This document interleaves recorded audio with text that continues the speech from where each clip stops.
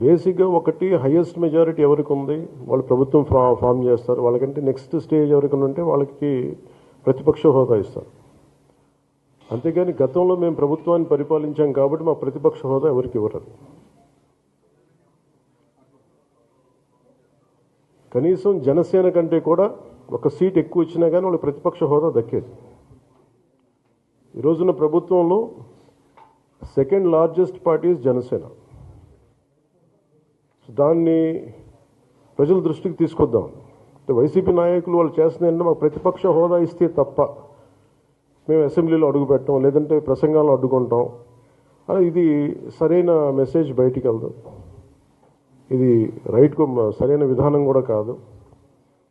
ఇది ప్రజలందరికీ తెలియజేయాలనుకున్నాం. ఇది ప్రతిపక్ష హోదా ఏ పరిస్థితిలో వస్తుందంటే మీకు రూలింగ్ పార్టీ కంటే కూడా అత్యధికంగా ఇంకొక సీట్ వాళ్ళకంటే మీరు వస్తే దాని తర్వాత స్థానం మీకు వస్తే ఖచ్చితంగా ప్రతిపక్ష హోదా వాళ్ళకే ఉంటుంది. 21 సీట్లు ఉన్న జనసేన, 11 సీట్లు ఉన్న వైసీపీకి ప్రతిపక్ష హోదా ఎలా వస్తుంది?